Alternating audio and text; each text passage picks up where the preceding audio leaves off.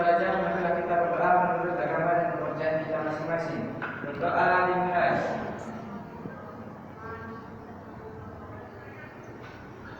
Berdoa selesai.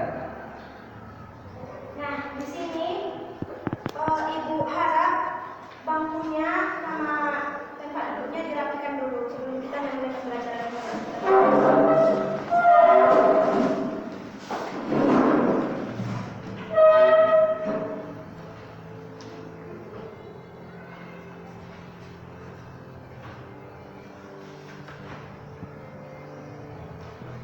Di sini Ibu ada setting sama anak-anak Ibu.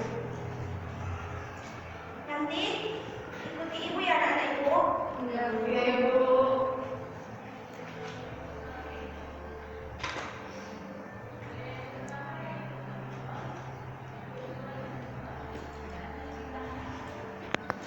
Nanti kalau Ibu bilang tepuk 1, tepuk pagi 1, tepuk 2 siang, tepuk 3 malam.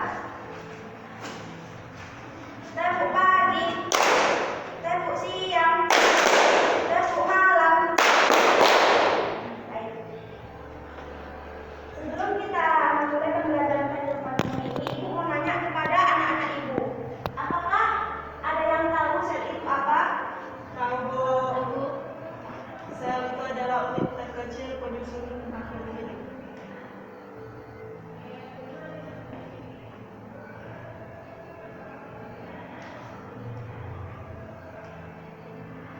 Nah, jadi apa itu transport membran sel?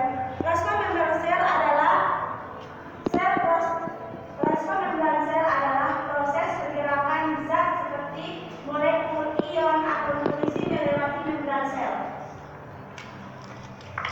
Proses ini penting karena memungkinkan sel untuk mengambil zat-zat yang dibutuhkan dan membuang zat-zat sisa atau terjadi. Sampai situ ada yang ingin ditanyakan sama anak Ibu sebelum kita melanjut slide berikutnya? Enggak, Bu. Baik, Ibu akan melanjutkan slide berikutnya ya.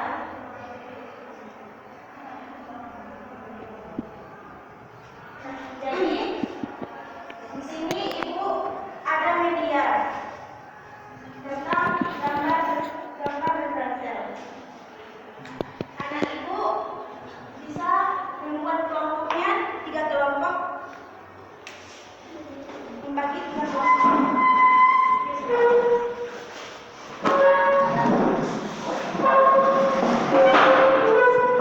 Buat 3 kelompok ya anak-anak ya.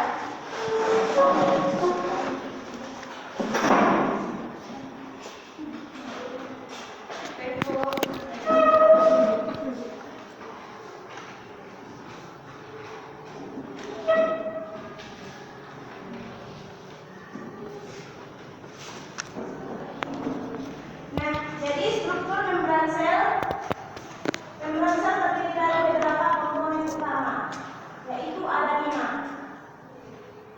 Fosfolipid adalah yang pertama fosfolipid. Fosfolipid adalah molekul yang terdiri dari lapisan, yaitu lapisan hidrofilik atau suka air, dan lapisan hidrofobik tidak suka air. Fosfolipid membentuk lapisan ganda yang menjadi dasar membran sel.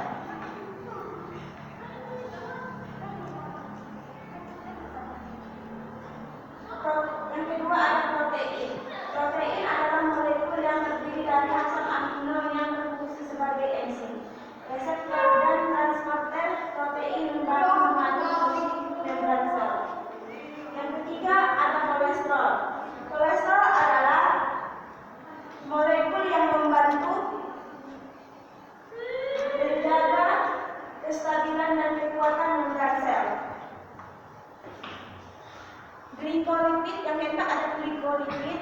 Glikolipid adalah molekul yang terdiri dari gula dan lipid yang berfungsi sebagai penanda sel dan membantu mengatur fungsi membran selnya. Yang kelima ada glikoprotein.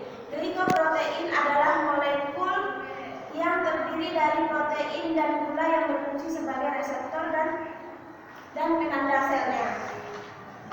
Baik, kita akan melanjutkan slide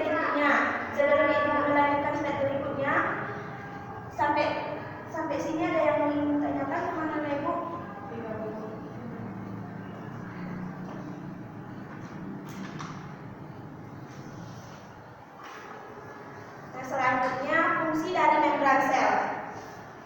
Anak-anak ibu ada yang tahu fungsi dari membran sel itu apa aja? Belum, Bu. Nah, jadi fungsi dari membran sel itu terdiri juga dari lima fungsi. Yang pertama, mengatur transportasinya. Membran sel mengatur transportasi molekul dan ion masuk dan keluar sel, dan keluarnya sel. Yang kedua, mengatur komunikasi. Membran sel membantu mengatur komunikasi antara sel dan lingkungan luarnya. Yang ketiga, ada mengatur kestabilan. Membran sel membantu menjaga kestabilan dan kekuatan sel. Yang keempat, mengatur identitas. Membran sel membantu mengatur identitas sel dan membedakan sel dari lingkungan luarnya.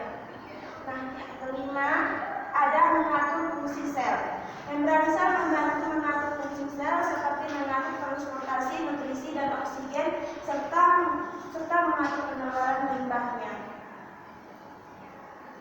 Paham anak ibu? Paham. Apa yang tadi tidak anak ibu paham?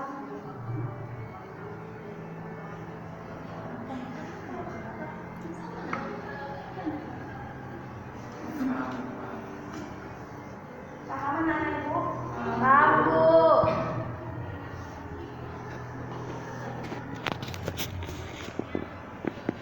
Nah, selanjutnya jenis-jenis transportasi zat melalui membran ada beberapa jenis, yaitu diantaranya difusi, osmosis, transportasi aktif, dan endositosis, eksositosis.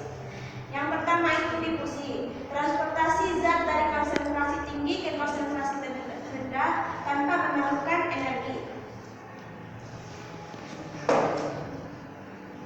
Jadi, transportasi pasif itu keluarnya sel dari dalam sel menuju ke luar sel. Yang kedua ada osmosis, transportasi air dari konsentrasi tinggi ke konsentrasi rendah tanpa memerlukan energi. Yang ketiga ada transfer aktif, transport zat dari konsentrasi rendah ke konsentrasi tinggi dengan memerlukan energi atau ATP-nya. Yang keempat ada endositosis, transportasi zat ke dalam sel dengan menggunakan vesikel atau kantong kecil. Yang kelima ada ekositosis, transportasi zat keluar dari sel menggunakan vesikel atau kantong kecilnya. Nah, bagaimana anak ibu? Tolong diperhatikan.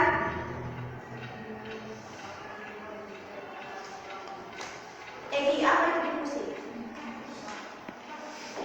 Difusi adalah transportasi zat dari konsentrasi tinggi ke konsentrasi rendah tanpa memerlukan energi. Habis itu ada yang masih kurang paham? Sudah, Ibu.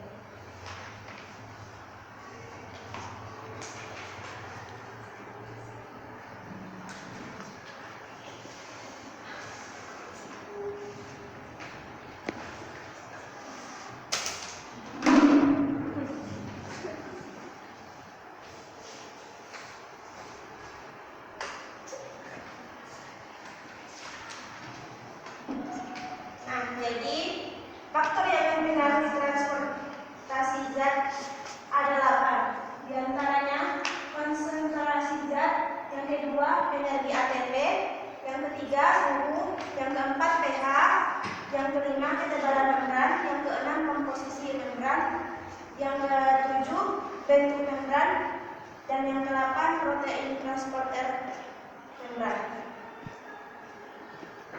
Nah, anak-anak ibu, bisakah anak ibu menjelaskan apa itu konsentrasi zat?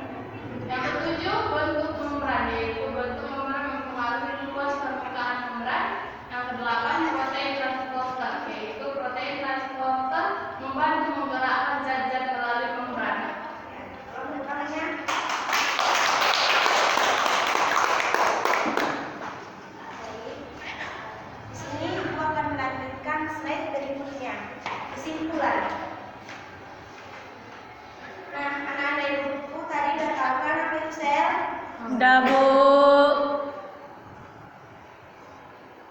Sel adalah unit kehidupan. Sel memiliki struktur dan fungsi yang unik. Sel terdiri dari membran sel, sitoplasma, dan organel sel. Sedangkan membran sel adalah lapisan yang mengelilingi sel. Membran sel mengatur transportasi zat dan komunikasi selnya. Membran sel terdiri dari layer fosfolipid dan protein membran. Yang ketiga, transportasi zat melalui membrannya.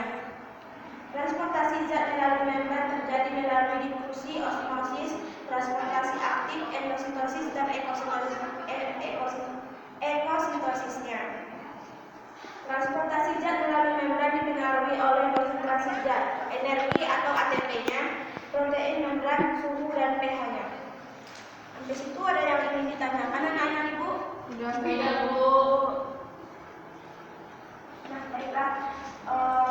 Karena waktu kita udah mepet, untuk soal yang tadi udah diisi. Soal yang tadi udah diisi. Ibu, kurang lebih Bu sama gambar Nomor yang mana? yang ibu kita lagi. Iya, Bu. Jadi,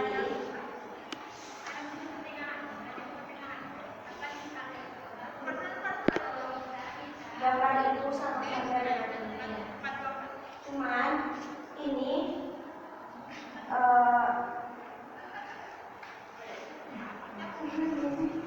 lebih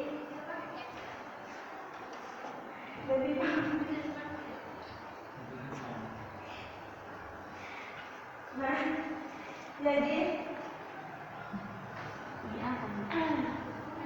jadi tadi fosfolipid itu yang ini, fosfolipid yang ini, proteinnya yang ini,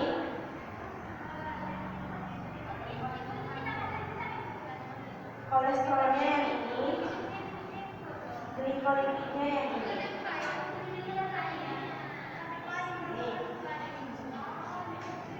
Dan yang kelima ada glikoprotein. Bagaimana? Masih ada yang ingin ditanyakan tentang ini? Jadi Bu, soalnya itu, soalnya tadi Bu. Soalnya tadi dikerjakan Bu. Soal untuk anak tadi Bu. Kelompok yaitu kamu ketemu. Nanti juga bisa, sekarang juga boleh. Karena berhubung waktu kita mepet, sudah mau habis, jadi nanti ada diisinya.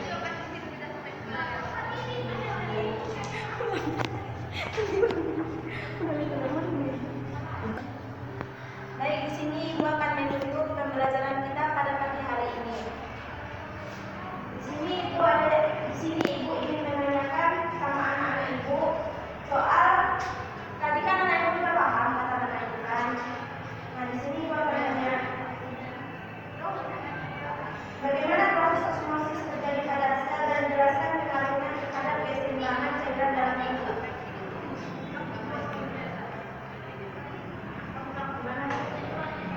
Bagaimana proses osmosis terjadi pada sel dan jelaskan pengaruhnya terhadap keseimbangan cairan dalam tubuh.